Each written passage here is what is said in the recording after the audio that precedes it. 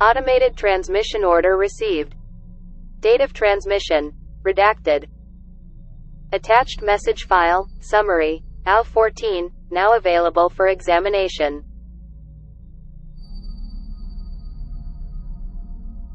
The loud notification coming from my computer signaled that my non-existent break had already ended. With a sigh, I sat back down in my chair, directing my attention towards the screen. It had taken a good couple of days, but it seemed we had finally received another file from the guys down in, well, wherever the hell they were. It was need to know, as was basically everything around here. They didn't even tell me where the hell the coffee machine was, but considering I don't drink coffee anyway, I didn't really care. I quickly read over the computer-generated report to see whether something of interest had popped up, but I couldn't find anything out of the ordinary. AO14, eh? Don't remember ever hearing anything about you, I whispered to myself as I tried to open the file. I'd examined a few other files like this before recently, but they had all been heavily edited, leaving only a couple of sentences available to be actually read. The rest were usually partially hidden or just blacked out completely. Not that it mattered much to me, as it wasn't my job to read them anyway. All I had to do was make sure the transmission had been a success, and that nothing had been corrupted or whatever along the way. I tried to open the file, but it took a lot longer than it should have. After about 20 seconds of absolutely nothing happening, the computer froze completely. Shit, I muttered to myself as I tried to get things working again, but nothing happened. I silently cursed at myself for being sloppy, as I had probably missed something in the report that would have hinted at this happening, even though it was probably just the computer not knowing how to deal with whatever corrupted garbage I just tried to open. It didn't feel right. Just when I was about to give up and forcefully shut the whole thing down, things started working again, and a small text document popped up on my screen. I leaned back towards it and started reading.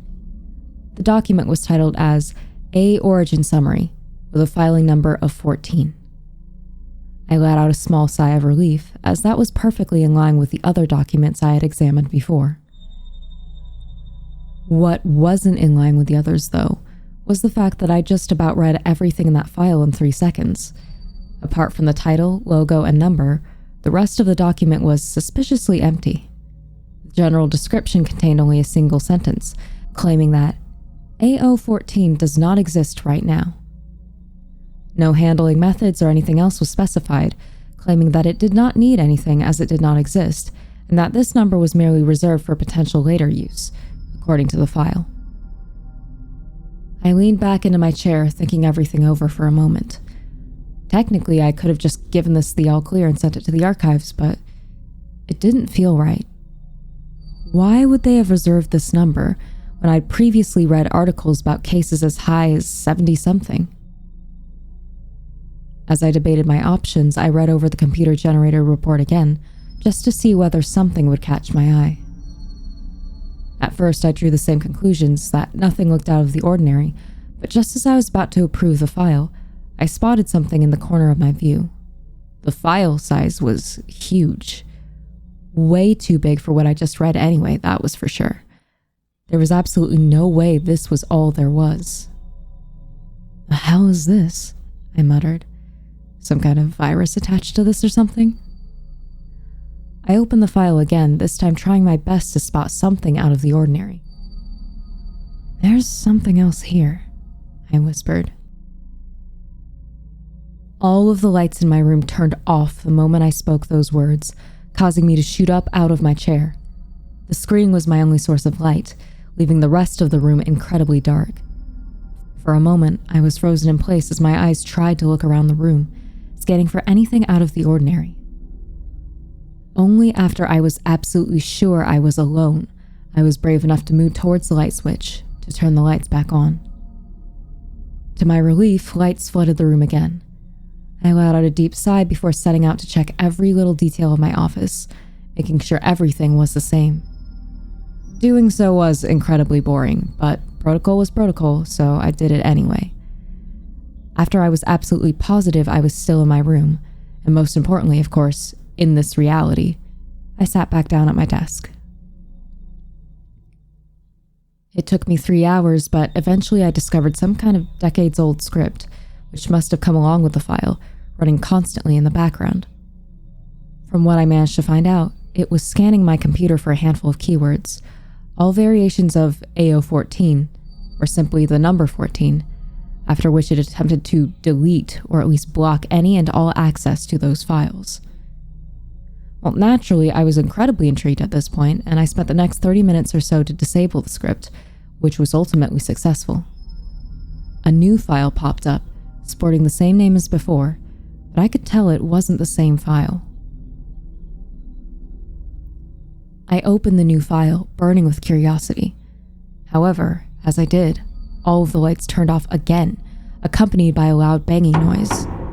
I let out half a yell before I was able to stop myself. Once again, the computer screen was the only source of light. Slightly annoyed that I was caught off guard by a sudden blackout, I cursed a few times as I walked over to the light switch and switched it back on. However, nothing happened, and the room remained dark. Ah, shit, I muttered to myself as my frustration made room for fear. For a moment, I was frozen once again, before I forced myself to move, following protocol. I leaned over, grabbing a flashlight from my desk, and turned towards my door. I let out a sigh of relief as the flashlight turned on, giving me a weak but at least reliable beam of light. I walked over to my door, slowly opening it, only to be met with more darkness. It was pitch black in the hallway, making it absolutely impossible to see anything. The beam of light barely made it a few meters in front of me, making it incredibly difficult to navigate my way around the place, even though it should have been familiar to me. I tried to find anything to help me along the way, but it seemed all of the emergency lights had also been shut off. Somehow. Doesn't matter, I whispered to myself, trying to gather some strength. Just have to make it to the shelter. I wandered in the dark for what felt like an eternity, constantly feeling like something was about to pop up behind me, but it never came. Then, I heard a soft scraping noise coming from the distance, making the hairs on my neck stand up straight.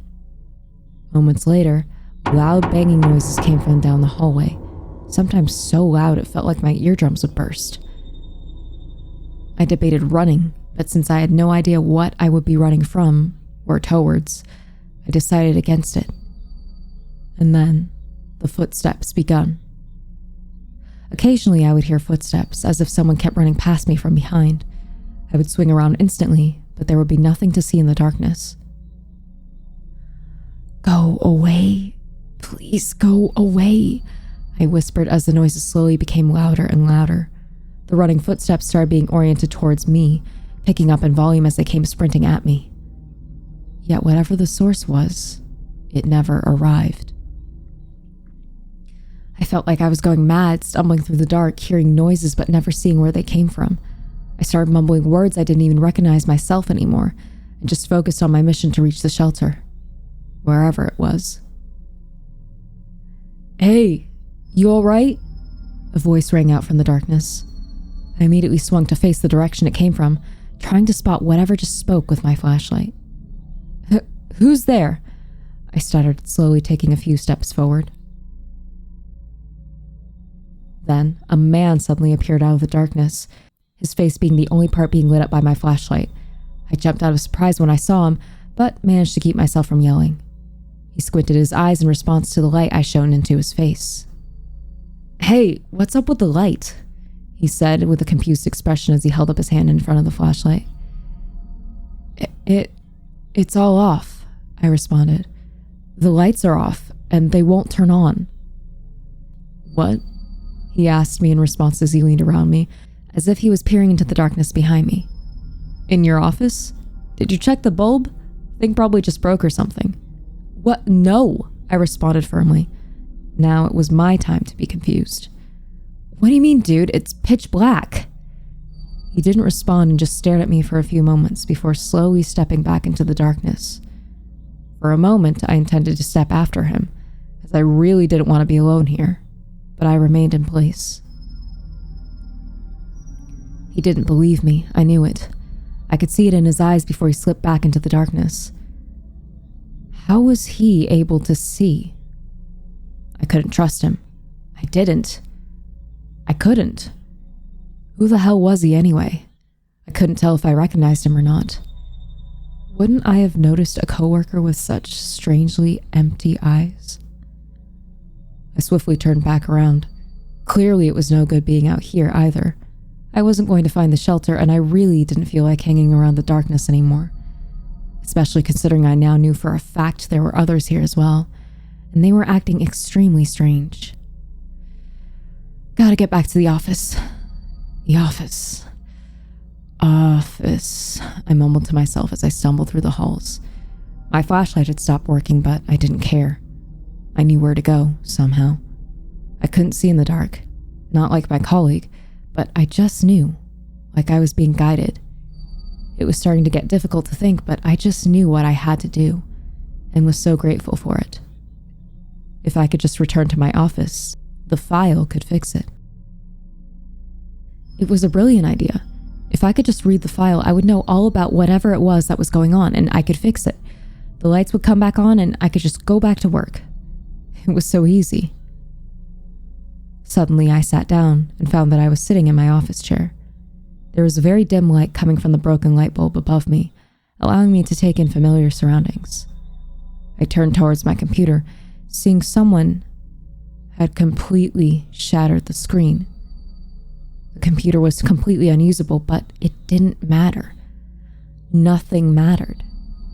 I just needed to read the file so I could understand. That's what we were all about, understanding that which no one could understand. And when I understood, I could fix it. A bright light flickered on from the broken computer screen. I squinted my eyes for a moment as they adjusted to the light, but when they did, I was overcome with relief. Letters danced before my eyes, and I recognized them immediately. It was the report. It was still readable. I was saved. I forcefully leaned forward as my eyes started to glide over the text eagerly. There was not a single thought in my mind. Everything was focused on what was in front of me. I had been right before. There was absolutely more to the file than the empty one I had seen. There was so much here. Bunch of different descriptors from what appeared to be recorded events, including eyewitnesses, various theories about potential realities, as well as some kind of semi-persistence theorem. This all proved what I knew deep inside. AO-14 did exist. A loud noise came from the hall outside my office, causing my head to jerk upwards. My eyes hurt as I forced them to momentarily look away from the report. I gazed through the window into the pitch-black hallway. Well, it wasn't completely pitch black anymore, as there was one area where the darkness was accompanied by a barely visible cloud-like gas. A few dim colors swirled through the air, barely visible, but definitely there. And then suddenly, it moved. It wasn't a cloud. It wasn't gas. A gust of wind didn't just blow it somewhere else. It moved with purpose. And now, it was gone. My eyes darted around what little I could see, but all I found was the same darkness from before. The broken light bulb was still giving off some light, so after deducing that I was safe for now, I did the only logical thing I could do. They were right. I had to continue reading. I had to understand what it was if I wanted to be safe. It was simple, really. More text. There was surprisingly little concrete information here. Instead, there were blocks and blocks of text quoting a variety of different physicists, mostly pertaining to what it means to be real. As I continued reading, I must have read a few dozen different definitions of what reality even meant, or how one would prove they themselves are real. I had a hard time understanding any of the more complex explanations and theories, but they all seemed equally pointless to me. What was the point of finding some dumb definition for reality? We all knew what was real and what wasn't. I was real, obviously. I could see myself. I could feel myself, and so on. The desk in front of me was real. The broken light bulb was real. The hallway was real. The report was real. AO-14 was real. In that moment, I spotted the cloud again. I didn't know for how long it had been there, but it was back, right in front of my window. The cloud, or figure, was clearer now. Strange colors were shifting inside of the shape, which now vaguely resembled something of a physical something. I kept staring at it, confused if what I was seeing was real, or if my eyes were playing tricks on me. It was quite dark after all, so perhaps I needed to keep reading. If it was real, I needed to know how to deal with it. It needed me to keep reading. No, I needed myself to keep reading. Did I? The report would have the answers I needed. The next paragraph attempted to simplify some of the more complex theories and mentioned a concept I somewhat remembered from school. It was incredibly simplistic, and I had found it quite dumb at the time, but if it was mentioned here, perhaps it was worth my consideration. I'm sure you've heard of it too. It's quite popular. If a tree falls in a forest and no one is around to hear it, does it make a sound? I rolled my eyes. Obviously, the impact of the fall will cause vibrations in the air, so in my mind, that's a resounding yes. The following text acknowledged this as well, but noted that the vibrations itself are not necessarily sounds the way we experience them. Fair enough, I guess, but still, there's something there at least. It continued on, arguing that a truly unobserved event, meaning one which is not seen by anyone and does not leave behind any evidence of its happening, is virtually the same as an event that never happened at all. After all, how would you ever know the difference? This did cause me to think for a bit. If there was absolutely no one that knew of your existence, and no way for you to interact with anything that would signal you were ever there, then were you ever there? Were you real? How could you know or prove it? If you were completely unobserved forever, then, at least to others, it would be exactly the same as if you hadn't existed in the first place. The colorful cloud shifted, and my heart skipped a beat as I saw it standing behind my computer. I had no idea when, but it must have entered my office at some point without me noticing. As my eyes focused on the shape, it seemed to slowly solidify in front of my own eyes. It was hard to describe whatever it was, or whatever it was not. As the figure slowly seemed more and more real, I finally understood. It took all of my willpower and more to physically tear my eyes away from the figure. I noticed tears were flowing down my face and had probably been doing so for a while. Trembling, I slowly turned away from the figure, but not before glancing at the computer. The report was still there, but it was different somehow. Hard to read or even to see. Instead, my eyes pierced through the text and onto the shattered monitor. There was no way this screen could have displayed any text. It was completely ruined. There was simply no way. What little light still came from the screen immediately flickered away. It was almost completely dark now. The broken light bulb above was the only source of light still remaining. I closed my eyes, trying to reject whatever was happening in front of me, but I had to know. I had to look. I was terrified of seeing or even acknowledging whatever was or wasn't out there, but I was too afraid to keep my eyes closed. Just one look. Just one. Just one. I carefully glanced around the room, but quickly wished I hadn't. There wasn't just one anymore. There were so many now. The entire office was filled with the same shifting colors. They seemed to immediately respond to my gaze. As my eyes wandered over them, even if only for a moment, their presence was amplified greatly, and they suddenly seemed so much more real. I closed my eyes again. I intended to never open them again, but how long would I have held out that way? I had to do something, document it, ask for help, anything. I blindly rummaged around my desk until I found my phone and carefully took it in my hands. I bent myself down towards the ground before daring to open my eyes again. With my phone in hand, it's the only thing I dared to focus on. And I did what I told you I would do. Document it. Ask for help. Anything I could. Anything I can. At After all, what else could I possibly focus on anyway? There's nothing here. Apart from me, my office is completely empty. Please, you have to believe me. I've read the file, all of it. And they were right.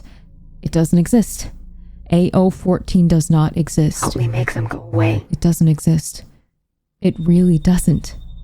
You have to believe me. 14 does not exist. Please, don't allow them to exist.